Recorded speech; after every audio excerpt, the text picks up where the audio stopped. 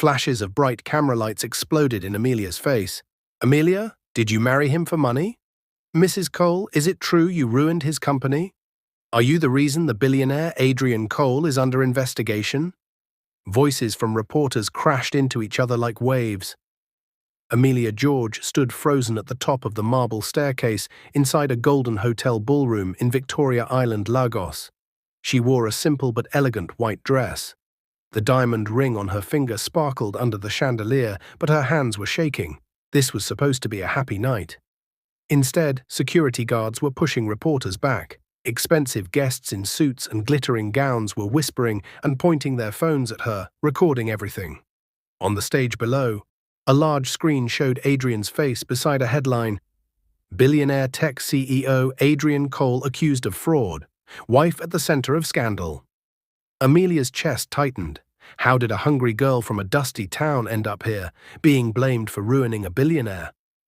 Her eyes found Adrian in the crowd. He stood in a black tuxedo, jaw clenched, his usual cold eyes now filled with something deeper.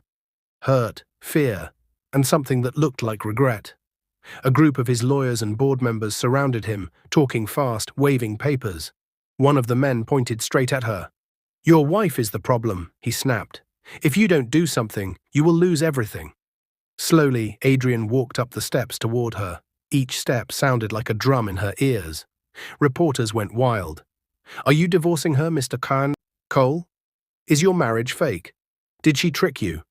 Amelia's knees felt weak. She remembered days when her biggest problem was how to buy Gary for her little brother.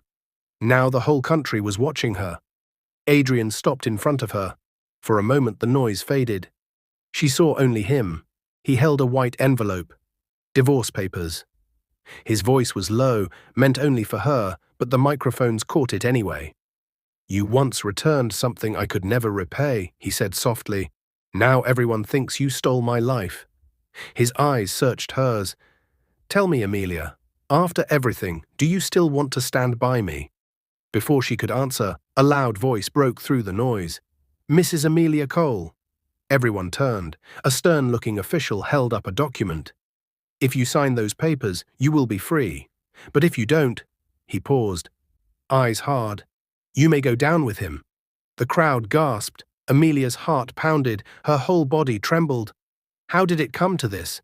How did an innocent girl who wanted only food, peace, and school become a billionaire's bride in a life that now felt unreal? To understand that moment, we have to go back. Back to a rainy night on a dusty road. Back to when Amelia George was just a poor girl trying to save her little brother. 3 months earlier.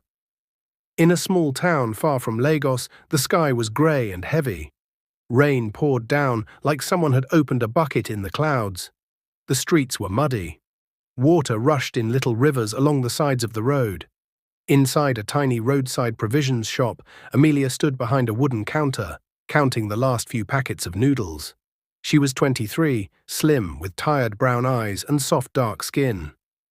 Her hair was tied back with a faded scarf.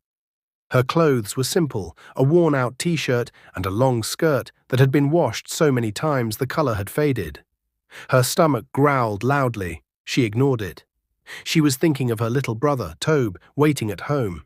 He was only 9 years old, with bright eyes that still believed life could be kind, even when it wasn't. Amelia sighed and closed the shop's metal door halfway. The owner had left hours ago after telling her the same thing he always said. "Don't expect extra money, Amelia. Business is bad. Be happy I let you stay here." She stayed because this job was the only way she could buy small food for herself and Tobe. Their parents were gone, taken by sickness and stress, one after the other. Since then, life had been a long, hard stretch of days that tasted like hunger and worry. She locked the shop, wrapped her old shawl around her shoulders, and stepped into the rain. Cold water splashed on her feet. Her slippers were already soaked. "Just reach home," she whispered to herself. "Toby must be hungry." She walked quickly along the muddy road, head bent to avoid the rain hitting her face. That was when she almost stepped on it. A black leather wallet lay half inside a puddle, like a small lost animal. The rain was beating on it, trying to push it deeper into the mud. Amelia froze. A wallet. Her heart started to beat faster. She looked around. The road was almost empty. Only a few people were rushing past with umbrellas, heads down, trying to get out of the rain. Slowly, she bent down and picked it up. It was heavy. Her fingers shook as she wiped off the mud and opened it. Inside, neat and dry, were crisp Naira notes, more money than she had seen at once in her whole life. There were also cards, a driver's license, and a small silver card with a phone number. Her stomach growled again.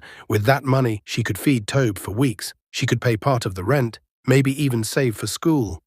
Her eyes stung with tears. God, she whispered, is this a blessing or a test?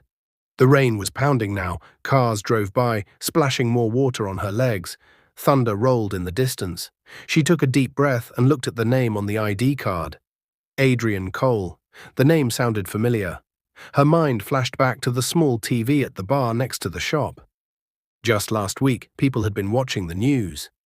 Billionaire tech entrepreneur Adrian Cole, the news lady had said, owner of Coltech Systems, one of the biggest tech companies in Lagos.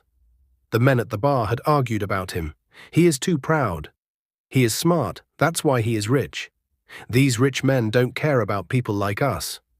Amelia stared at the name again, Billionaire. She looked at the money, then at the grey sky. Slowly she closed the wallet. She knew what she had to do.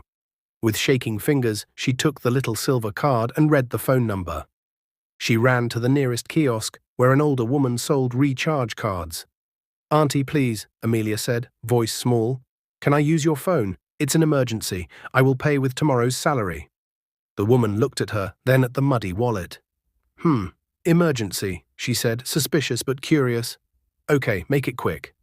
Amelia dialed the number. The phone rang once, twice. Then a deep male voice answered. Who is this? Amelia swallowed. Good evening, sir. I found a wallet by the roadside. I think it belongs to Mr. Adrian Cole. There was a long pause. When the man spoke again, his tone had changed. Where are you? He asked sharply. She gave the name of her town and the junction near the shop. Stay there, the voice said. Do not give that wallet to anyone else. The call ended. The kiosk woman stared at her. What did you say you found? She asked. Nothing, Auntie, Amelia whispered, hugging the wallet close to her chest. Just something I need to return. 30 minutes later, the small town shook. A black SUV with tinted windows rolled up to the junction, its engine humming softly, powerful and quiet. People stopped to stare. Children pointed. Men left their seats to watch. C-car. Who is that? Politician? Amelia stood under a leaking shed, rain still dripping around her, the wallet clutched in her hands. Her heart beat so loudly she could hear it. The front door of the SUV opened. A tall man in a dark suit stepped out, holding an umbrella. His eyes scanned the area, sharp and serious. Who called about the wallet? He asked. Amelia stepped forward slowly. I did. The man walked toward her. He looked at the wallet, then at her wet clothes and shaking hands. You found this and you called? He asked. Yes, sir, she said, her voice barely above a whisper. I didn't take anything. It was on the ground. The man's eyes softened just a little. He took the wallet, opened it, checked inside, and then nodded. Wait here, he said. He walked back to the SUV and leaned into the back window. Speaking to someone inside, Amelia could not see who it was. After a few seconds, the back door opened. A man stepped out.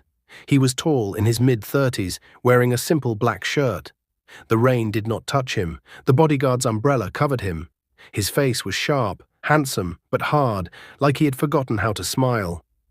Adrian Cole. Amelia's breath caught in her throat. She had seen him on TV before, but on a screen he looked like a story. Here on her muddy street, with rain and potholes and staring neighbors, he looked unreal. He walked up to her and stopped just an arm's length away. You found my wallet? He asked quietly. His voice was deep but calm. Yes, sir, she said, forcing herself to meet his eyes. I knew it would be important. I didn't want anyone to take it. He watched her for a long moment, like he was trying to see through her. Most people he met wanted something from him: money, power, connection. This girl was standing in the rain, shaking, clearly poor. And yet she had called to return a billionaire's wallet instead of disappearing with it. Thank you, he said at last. He turned to his bodyguard. Give her something. The man pulled out a thick white envelope. Even without opening it, Amelia could tell there was a lot of money inside. He held it out to her, but Amelia stepped back. I can't take that, sir, she said quickly, heart pounding. I only did what was right. The crowd around them murmured. You don't want money? Adrian asked, surprised. She shook her head, eyes firm even though her hands were trembling. No, sir, just pray for me and my brother. That is enough. For the first time in a very long time, something strange moved in Adrian's chest. Respect. And something softer. He slipped the envelope back into the car. Get her name, he told the bodyguard, and where she lives. Then, with one last look at her, he got into the SUV. The car drove away, spraying mud behind it. People rushed to Amelia at once. Why did you refuse? Are you crazy? That money could have changed your life. That night, as she shared a tiny plate of Gary and groundnut with Tobe in their small room, rumors were already growing. By morning, some people had turned the story into poison. She took the money and is hiding it. She is pretending to be holy. She wants to keep everything for herself. By afternoon, the whispers turned into anger. In front of the provisions shop, 3 rough-looking young men blocked Amelia's path. One grabbed her arm. Where is the money, Amelia? He hissed. You think you're better than us? I didn't take anything, she cried, trying to pull away. Please leave me alone. The leader raised his hand as if to slap her. Since you don't want to share nicely, we will search you ourselves. A deep, cold voice cut through the air. Take your hands off her. Everyone froze. Slowly, Amelia turned. The same black SUV was parked by the roadside, the door was open, and Adrian Cole himself was standing there, watching them. His eyes dark and dangerous. For a moment, nobody moved.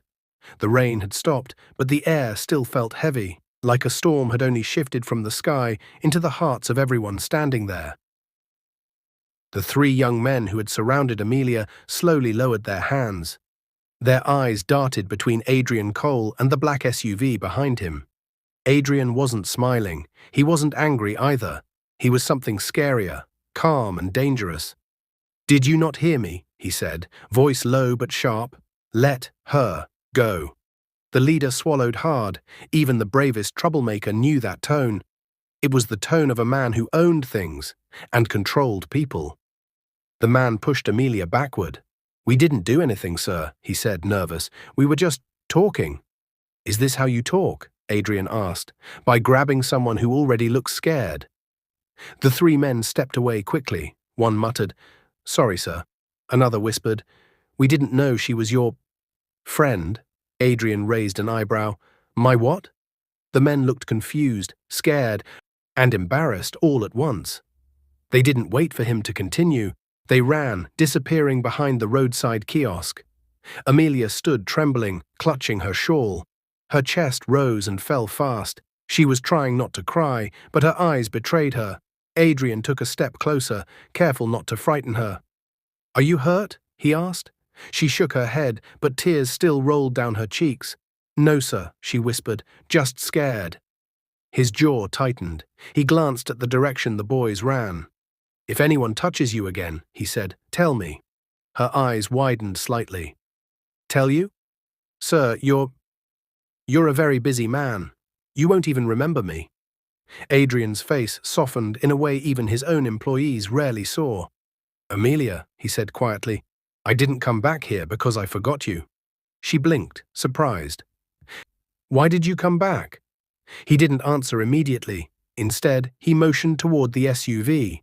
Come, let me take you home. She shook her head fast. No, I can walk. My house is close. He stepped forward gently, lowering his voice so only she could hear. Those boys will come back when I leave, and next time you might not be lucky. Her breath caught. He was right. In her small town, jealousy spread faster than fire. People were angry because she returned the wallet instead of taking the money. Now they believed she was hiding something. She hesitated. I can't leave my little brother alone, she said softly. Then let me take you both somewhere safe. Her heart jumped. Somewhere safe? He nodded. "I'll take you home first, then we'll talk."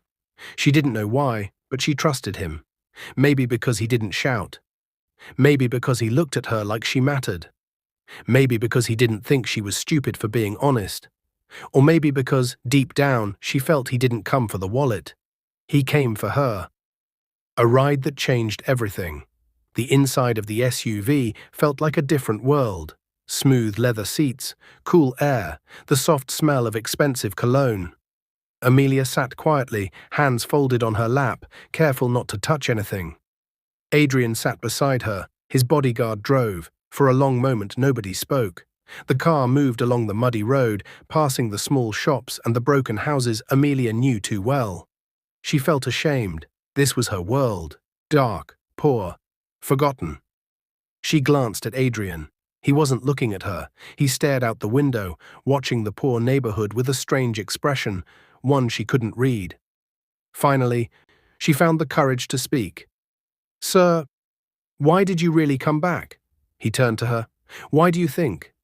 She looked down. "I don't know. Maybe to check if someone took the wallet again?" He shook his head. "No, I came to see you." Her heart skipped. "Me?" "Yes," he said simply. "Not many people return wallets with money still inside, especially people who desperately need that money." She felt her face grow warm. "I didn't want to steal." "You didn't just refuse to steal, you refused a reward," he added. "That doesn't happen often."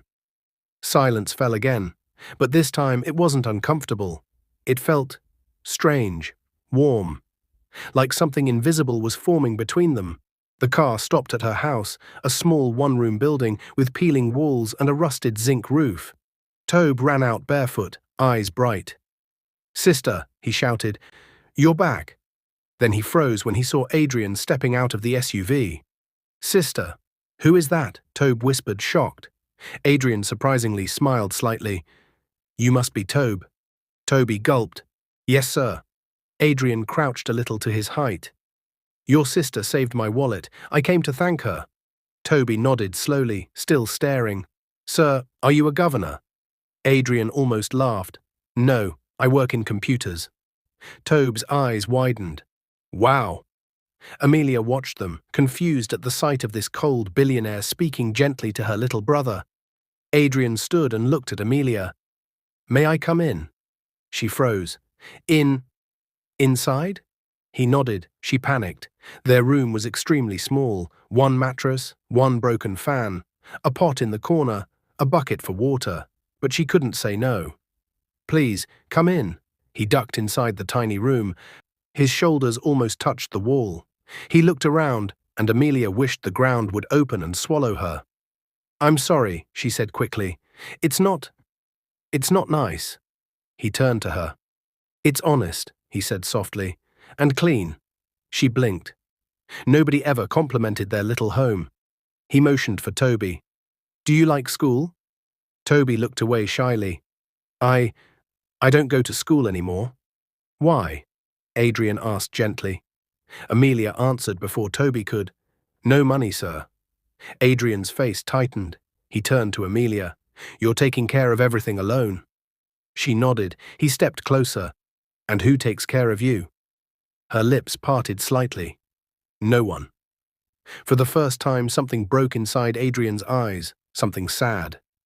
He reached into his pocket and pulled out a small card. "This has my private number," he said.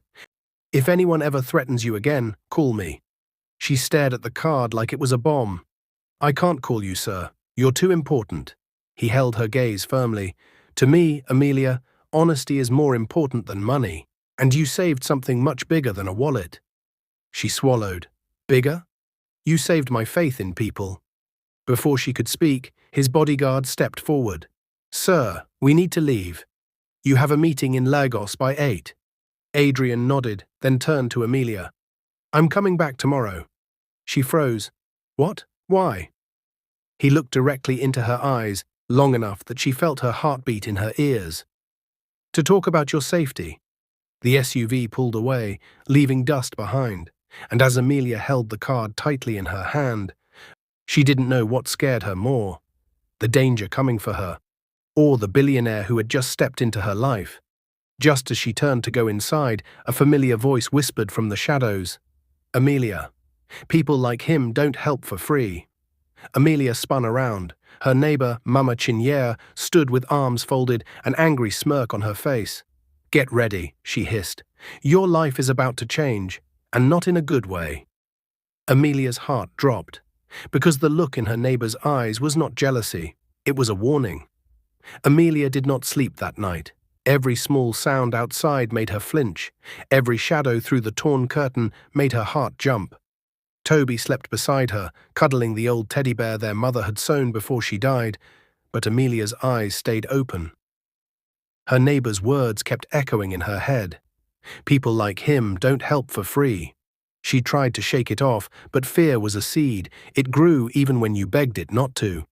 Morning trouble. The next morning the sun was hot and the ground was dry, but the air around town felt strange. People stared at her, whispered, pointed. Some smiled, but it wasn't kindness, it was mocking. As Amelia walked to the provisions shop, two women carrying buckets on their heads slowed down, pretending to talk, but speaking loudly enough for her to hear. See her, the girl who pretends to be innocent. She wants to become rich overnight. She hid the billionaire's money, and now she's acting holy. Amelia looked down. She didn't have the strength to defend herself. Inside the shop, she tried to focus on sweeping the floor and arranging items, but her hands were shaking. At noon, she stepped outside to buy water and froze. The same three boys from yesterday were waiting in front of the shop. The leader grinned. "So," he said, walking closer, "where is your rich boyfriend today? Did he dump you already?" Her heart thudded. "I don't want trouble," she whispered. "Too late," the second boy said, cracking his knuckles. "You embarrassed us yesterday. You must pay." The third boy stepped behind her, blocking her path. She trembled. "Please, leave me alone." The leader's voice dropped low. "For the last time, where is the money?" Suddenly, a voice thundered through the street. "Touch her, and you will regret it." The boys spun around. A black SUV rolled to a stop. The crowd gasped as Adrian Cole stepped out, wearing a black shirt and sunglasses that made him look powerful and unreachable. He didn't walk. He commanded the ground with every step. People whispered loudly, "That's him. The billionaire. What is he doing here again?" Adrian stopped between Amelia and the boys. His tone was cold enough to freeze fire.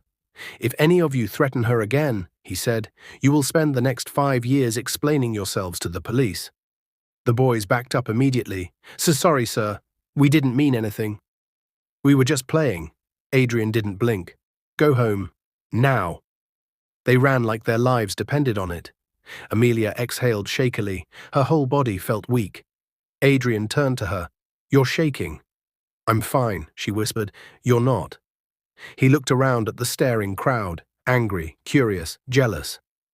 "We need to talk privately," he said. Her heartbeat quickened. Inside the SUV, she sat with her hands tightly on her lap as the car drove away from the town. "Why do they hate me so much?" she whispered. "They don't hate you," he said. "They fear you." "Fear me?" She laughed sadly.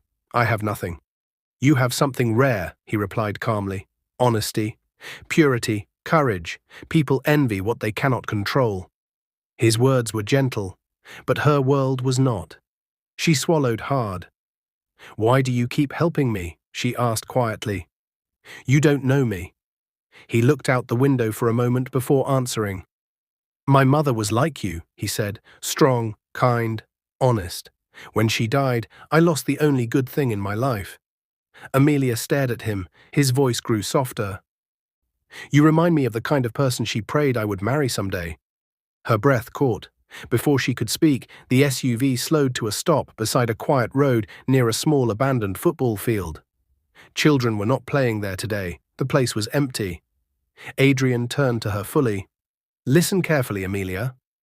His tone was serious, too serious. "The trouble around you will not stop." Fear tightened her chest. "What do you mean?" "People think you have my money," he said. "Even if they stop asking, they will still talk, still watch you. They may follow you. They may attack you again." Her heart raced. "I don't want that," she whispered. "I just want peace." That's exactly why I came, Adrian said. His eyes held hers for a long second, a second that felt like the whole world had stopped breathing. There is only one way to protect you, he said softly. She swallowed. What way? He leaned closer. Let me take you away from this place. Where? She asked, her voice shaking. To Lagos, he said. To my house. Her eyes widened. I can't live with you. He didn't smile. It's the only way I can keep you safe. She shook her head. No, people will think. I don't care what people think, he said firmly. I only care about your safety. She felt tears in her eyes. I don't want to be a burden. You're not. His tone softened again. You're someone I want to protect. He paused, then he said the words that made her heart almost stop beating. But if you move in with me without a title, the media will destroy you. People will call you things you don't deserve. She stared at him, afraid of what he was about to say. He took a slow breath. That is why, he continued, voice steady, I want to offer something else. Her heart pounded so loudly she could hear it. Amelia George, he said quietly, I want to marry you. The world around her disappeared. The wind stopped. Her body froze. She couldn't even blink. What? She whispered. This is the safest way to protect you, Adrian said. A legal marriage. My name. My home. My resources. No one will touch you again. Tears rolled down her cheeks. But you don't love me, she whispered. Adrian looked into her eyes, his voice barely above a whisper. You don't know what I feel. Amelia covered her mouth, breath shaking. Marriage? To a billionaire? Her? Before she could think or breathe, his phone vibrated loudly. He frowned, answered it, listened. And his face changed completely. Cold, angry, alarmed. He hung up fast. Amelia, he said urgently, we have to go. Now. Why? She asked, terrified. He looked at her with eyes that finally showed fear. Someone just broke into your house. Amelia's scream filled the empty football field. The scream tore from Amelia's throat before she could stop it. My house? Toby! Oh God, Tobe! She tried to open the SUV door, but Adrian grabbed her wrist gently but firmly. Amelia, wait. Listen. No, she cried, tears bursting from her eyes. My brother is inside. Let me go. Adrian turned sharply to his driver. Drive, fast. The SUV shot forward, speeding down the rough road. Amelia clutched her chest, gasping, her mind spinning with fear. Toby, please be safe. Please. Adrian shifted closer, placing a steadying hand on her shoulder. We will get there, he said, I promise. But his voice held an edge, a tightness she had never heard before, an edge of real fear. At the broken house, when they reached the tiny street where Amelia lived, people were gathered in a large circle. Women were murmuring, men were pointing, children were crying from the shock. The door to Amelia's house was wide open, the frame was broken, wood lay scattered on the ground. Someone had kicked it in. Amelia jumped out of the SUV before the driver even stopped fully. Toby! Toby! She screamed, pushing through the crowd. Her legs shook violently. She ran inside the room and collapsed to her knees. Everything was destroyed. The mattress was torn apart. The pot was broken. Their clothes had been flung everywhere. The little teddy bear lay in a corner with its head ripped off. Toby, she sobbed. Where are you? A small voice answered behind her. Sister! Amelia spun around so fast she slipped. Toby stood in the doorway, trembling, holding the hand of Mama Chinera, her harsh, sharp-tongued neighbor. Amelia ran to him, grabbing him, hugging him so tightly she could barely breathe. Are you okay? Did they hurt you? Toby shook his head, eyes wide. I was outside, playing behind the house. Then Mama Chinera carried me away when she saw the door breaking. Amelia looked up, shocked. Mama Chinera folded her arms, frowning as usual, but her eyes were softer. Don't thank me, she said quickly. I only grabbed the boy so they wouldn't carry him. Your enemies are not small children. Amelia's lips trembled. Enemies? She didn't know she had any. Adrian stepped inside the broken room, his eyes scanning everything with the cold precision of a man who didn't believe in accidents. He knelt next to the broken door frame and touched the splintered wood. "This wasn't random," he said, voice deep. He stood and looked at Amelia. "Someone came here searching for something." Amelia hugged Tobe tighter. "But we have nothing," she whispered. Adrian's face hardened. "Yes, you do," he said. "You have me." Before she could respond, the crowd outside began whispering louder. "See the billionaire again. Maybe he is the one causing trouble. Why is he always coming to her? She's hiding big secrets. She wants to climb with the rich." Amelia felt herself shrink under the stairs. Adrian turned, lifting a hand. "Everyone," he said loudly, "move back." His commanding voice instantly silenced the street. People stepped away, some out of respect, some out of fear. Adrian looked at Amelia. "You cannot stay here anymore." She shook her head fast. "I can't leave. This is my home." "This is no longer a home," Adrian said gently. "It's a target." Her eyes filled with tears. "But where will we go? I have no money to start again. I have nothing." Adrian stepped closer, lowering his voice so only she could hear. "You don't have nothing. You have me." Her breath hitched. He turned to the driver. "Get the bags from the car." The driver nodded and headed for the SUV. Amelia panicked. "No, wait," she cried. Are you taking us away now?" "Yes. But no more arguments." She looked around at the destroyed room. Everything she had left in life was broken on the floor. A part of her wanted to say no. A part wanted to run. But the biggest part knew this was her only chance to protect Toby. Her voice cracked. "Where will you take us?" Adrian met her eyes. "To my mansion in Lagos." The crowd gasped. Mama Chinière muttered, "I said it. This girl's life is changing."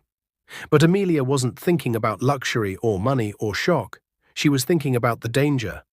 "Will we be safe there?" she whispered. "Yes," Adrian said simply. "No one will touch you. No one will scare you. No one will come near you and your brother." Her tears dripped onto Tobe's hair. "But won't people talk?" she asked softly. "Let them talk. But the media, the rumors, people will think I'm—" He stepped forward, his voice low and heavy with something she had never heard before. "They will think what I tell them to think." Her heart fluttered painfully. Then he spoke the words that left her frozen. "If you come with me tonight, then tomorrow morning the news will know the truth." Truth?" she asked. He held her gaze. "That you are not just a girl I am helping." His voice steadied. "You are my fiancée." Amelia's heart stopped. Fiancée?" she whispered. "Yes." The air around them thickened like hot fog. Tobe looked up, confused.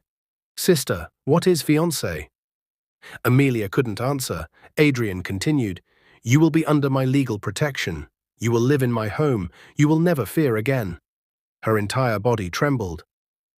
"Adrian, I'm not ready for marriage. I'm not asking for a wedding tomorrow," he said calmly.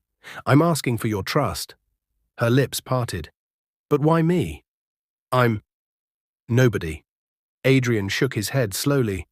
"You're the only one who ever treated me like a human being instead of a wallet. You gave me honesty when all I ever saw was greed. You showed courage when others showed violence." He stepped closer. "You are not nobody." His voice softened. "You are the first real thing in my life." Amelia felt her knees weaken. People in the crowd leaned closer, trying to hear. Adrian took her hand gently. "Come with me. Let me protect you." She looked down at Toby, who squeezed her hand. "Sister," he whispered, "I don't want to stay here anymore." Her heart broke in two. She inhaled slowly, then nodded. Adrian exhaled in relief. The moment she agreed, the crowd started gasping and murmuring loudly. She said yes. She's going to Lagos. She's marrying him. This girl is lucky. This is how destiny works. But just as Adrian began leading her to the SUV, a loud motorcycle stopped violently in front of the house. Everyone turned. A dangerous-looking man jumped off the bike, eyes blazing with anger. He pointed straight at Amelia. "You," he shouted, "you think running to a rich man will save you. You stole from us, and now you will pay." Amelia froze. The man reached into his pocket. The crowd screamed. Adrian stepped protectively in front of her, pushing her and Tobe behind him. In one swift motion, the man pulled out something shiny, something dangerous, and raised it. The man's hand shot upward, something metallic glinted under the sun. People screamed and scattered in every direction. Mothers grabbed their children. Shop owners ducked behind their stalls. Dust filled the air as the small street turned into chaos. Amelia clutched Tobe's arm, pulling him close. Her heart was pounding so fast it felt like it would burst. Adrian stepped in front of them, shielding them with his own body, eyes locked on the dangerous stranger. The man moved closer, his voice a sharp, angry hiss. "You think you can hide behind a rich man? You think you can run? No. Today you will pay for embarrassing us." Adrian didn't flinch. "Put it down," he warned, voice low and steady. "Walk away. This is your last chance." But the man only yelled louder. "She stole from us. She lied to the whole town, and now she wants to marry money." "I didn't steal anything," Amelia cried, shaking. "I swear." "Shut up," he shouted, raising his hand higher. "All this started because of you." The shiny object glinted again. It wasn't a knife. It wasn't a bottle. It was a broken car part, long and sharp like a spear, something he must have picked from the mechanic area, and he lifted it as if ready to strike. Amelia screamed, Tobe screamed, but Adrian moved faster than anyone expected. In one sharp motion, he grabbed the man's wrist, twisting it so hard the man cried out and dropped the metal object. Before the stranger could react, Adrian shoved him back with such force that the man crashed into the ground. "Stay down," Adrian warned, voice ice cold. The man tried to stand up, but suddenly 2 black SUVs pulled up behind Adrian's vehicle. Doors opened. 4 heavily armed security officers stepped out, wearing black vests and communication earpieces. They surrounded the man instantly. The entire street gasped. "Sir," one guard said calmly, "we received your alert. What are your orders?" Adrian didn't blink. "Take him to the station. I'm pressing charges for attempted assault." The man struggled wildly. No, I didn't do anything. She lied. She's trying to trap me." But the guards pinned him down and dragged him into the SUV as he kicked and shouted. Silence fell across the street, the kind of silence that comes when fear leaves, but shock stays behind. Amelia stood trembling, tears slipping down her cheeks. She didn't move until Adrian stepped toward her slowly. He touched her shoulders gently. "It's over," he whispered. "He won't come near you or Tobe again." But Amelia wasn't just crying from fear. She was crying because he stepped in front of her, because he risked himself, because he protected her like she mattered. Like she wasn't invisible anymore, Toby hugged Adrian's leg tightly. "Thank you, sir," the boy whispered. Adrian rested a hand on his small head. "You're safe now." Then he looked at Amelia, really looked at her teary eyes, her shaking lips, her broken home, her destroyed past. And something changed in his expression, something warm, something certain. "Pack your things," he said softly. "Both of you. You're coming with me now." Amelia looked around at the shattered room, broken door, ripped clothes. There was almost nothing left to pack.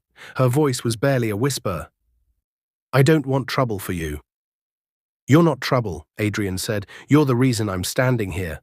She blinked at him, confused. He continued, "Ever since you returned that wallet, I haven't slept the same. I keep thinking about you, wondering how someone could be so honest, so brave, so kind, when life has given you so little." Her tears fell again. "No one has ever spoken to me like that," she whispered. His voice dropped lower. "No one ever deserved to, until now." She looked away, shaking. "I'm scared." Adrian stepped closer and lifted her chin gently. "So am I," he admitted, "but I want to face that fear with you." Her breath trembled. He wasn't cold now. He wasn't distant. He wasn't the billionaire with walls around his heart. This was Adrian, the man behind the power. He took her hand slowly, as if asking permission without words. "Amelia," he said, his voice steady and full, "be mine, for real, not for protection, not for safety, but because I want you." Her heart stopped. He continued, "Come to Lagos as my fiancée. Stand beside me, not behind me. Let me give you the life you never had. Let me protect you, support you, and build with you. You and Toby both." The wind brushed gently through the street. The crowd watched silently, not daring to whisper. Amelia looked at Toby. His eyes were hopeful, scared, but safe. She looked back at Adrian. He didn't force her. He didn't rush. He just held her hand and waited. Finally, with tears in her eyes, she whispered, "Adrian, yes, I'll go with you." His breath left him in relief. She continued, voice shaking but strong, "Yes, I'll marry you." The crowd erupted in gasps.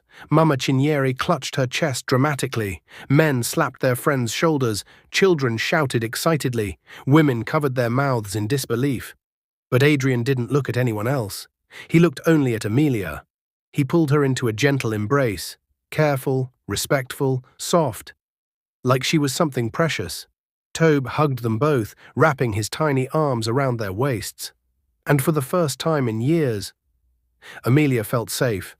Not because of the cars, not because of the guards, not because of the mansion waiting in Lagos, but because someone finally saw her. Not as the poor girl who returned a wallet, not as a victim, not as a child of bad luck, but as a woman worth choosing, a woman worth protecting, a woman worth loving. As they entered the SUV together, the driver started the engine. Reporters would soon hear the news. The world would soon ask questions, and her new life would be filled with tests she could never prepare for. But Amelia wasn't thinking about that now.